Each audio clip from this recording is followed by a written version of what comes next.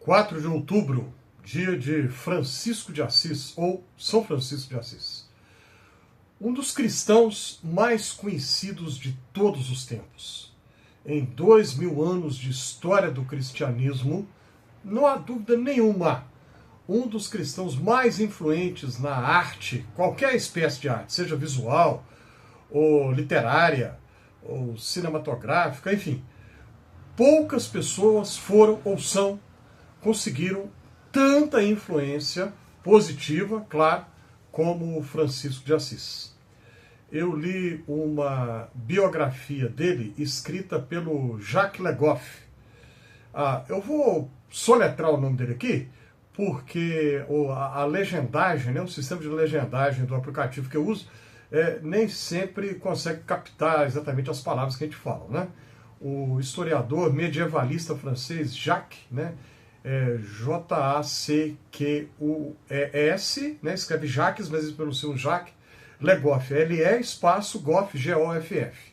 Então, o Jacques Le Goff tem uma biografia de Francisco de Assis, que eu li anos atrás e me impressionou profundamente.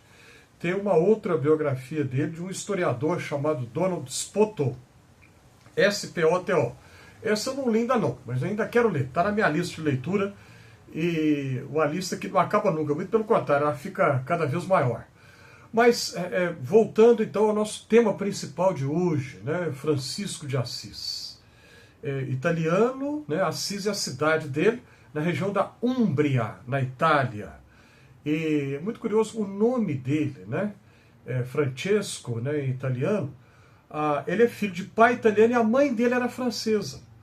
E o marido então quer homenagear a esposa. Quando nasce o filho, ele dá o nome de Francesco para o menino, que significa algo mais ou menos como francesinho, seria mais ou menos assim. Uma homenagem bonita, que o marido prestou à sua esposa quando nasce o filho do casal. E o seu pai era um comerciante rico, um homem próspero, comerciava seda. E na sua juventude, nos seus primeiros anos, Francisco não tinha absolutamente nada de religioso, vamos dizer assim. Muito pelo contrário.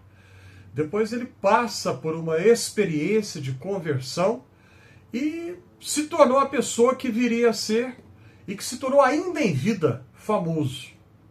Ainda em vida, Francisco se tornou extremamente conhecido e conseguiu atrair seguidores. Por que tudo isso? Porque Francisco foi radical no seu compromisso com Jesus. Ele lê o Evangelho e interpreta algumas palavras do Evangelho de maneira literal, não figurada, não simbólica. Então ele renunciou à riqueza do seu pai. Ele seria um sucessor do pai dele, ia conduzir os negócios da família, mas ele abre mão de tudo e se torna um pobre e um servidor das pessoas mais desprezadas da sociedade, dos mais pobres e daqueles rejeitados, dos leprosos, por exemplo. Hoje em dia a gente não usa mais essa palavra, As pessoas portadoras de ou sofrendo com Hansen, mal de Hansen, hanseníase, e ele ajuda essas pessoas e se aproxima delas e convive com elas. E Francisco se tornou muito conhecido também por conta da sensibilidade que ele teve para com a natureza. Francisco vive na época em que as primeiras universidades estão sendo formadas na Europa. Ele não tinha uma formação que hoje nós chamaríamos de universitária, mas ele tinha cultura, ele conhecia a língua latina, sabia o italiano, claro, ou pelo menos o dialeto italiano da sua região, e escreveu poesias muito belas. Algumas delas são extremamente conhecidas. Quando, por exemplo, ele fala o Cântico das Criaturas, e ele, numa sensibilidade realmente impressionante, se refere ao sol, à lua, como sendo irmãos. E louva a Deus, pelo irmão sol, pela irmã lua. Ele percebe que nós, humanos, não somos únicos no cenário da criação. Nós fazemos parte desse cenário. Mas os animais, as plantas e os astros, como o sol e a lua, fazem parte desse cenário também. E vale a pena lembrar que Francisco não inventou essa espiritualidade encarnada, essa espiritualidade que tem os pés no chão, os pés na terra, e que valoriza a natureza como sendo criada por Deus. Não é à toa que Francisco é o padroeiro ou o patrono do movimento ecológico moderno. Nesse tempo que nós estamos vivendo, em que a natureza é tão devastada, né? O sistema capitalista destrói tanto a natureza e muitas pessoas veem a natureza apenas como uma fonte de matéria-prima para a produção de materiais que vão ser comprados, ou vão ser produzidos para que sejam comprados e devastando cada vez mais. Né? Francisco, tanto tempo atrás, séculos atrás, percebeu, né? A natureza tem um elemento de sagrado, por quê? Porque foi criada por Deus. Mas eu dizia, não completei minha frase ainda, vou completar agora. Francisco não inventou essa espiritualidade que tem na natureza um elemento tão importante.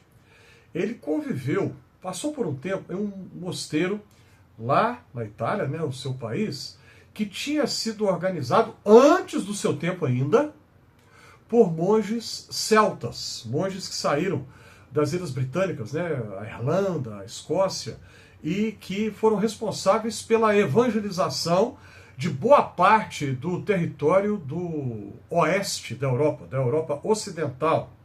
E estes monges celtas, que viveram, sem exagero, alguns séculos antes de Francisco, eles foram os primeiros a pensar uma espiritualidade, uma vida de devoção a Deus, uma vida que leva a Deus a sério, levando a natureza a sério. Francisco aprendeu daí e incorporou isso na sua própria espiritualidade. Algo que nós temos que aprender com ele. Francisco foi um homem de paz, um homem que levou a sério aquilo que Jesus disse, que os pacificadores é que são bem-aventurados, não os guerreiros, os violentos, os assassinos, aqueles que dizem assim, eu vou destruir os meus inimigos, vou acabar com quem pensa diferente de mim, é preciso acabar com todos, matar todos. Não, nada disso, porque isso não tem nada a ver com o Evangelho de Jesus, né? Na época das cruzadas, Francisco e alguns dos seus companheiros viajam até o Egito e ele se encontra com o sultão do Egito que o recebeu e ele quer falar de paz para o sultão egípcio, né, que era muçulmano, evidentemente. Ou seja, no meio de guerra, Francisco propõe um outro caminho, o caminho da paz, da reconciliação, não o caminho da destruição. Nós temos muita coisa a aprender com Francisco. Como protestante que eu sou, eu não vou dizer São Francisco rogai por nós, não vou dizer isso de jeito nenhum, mas eu reconheço o tanto que Francisco tem a nos ensinar, pela radicalidade do seu compromisso com Jesus, de levar Jesus a sério, de seguir Jesus não apenas com palavras, não apenas da boca para fora, mas vivenciar a obediência a Jesus e imitar Jesus no dia a dia da vida. Faz algum sentido para você? Se sim, clica aí na mãozinha do joinha, inscreva-se aqui no Fé e Café, ajude a veicular esse conteúdo, mande para alguém que você acha que poderá ser útil para essa pessoa, inscreva-se aqui no Fé e Café, e se você já se inscreveu, muito obrigado.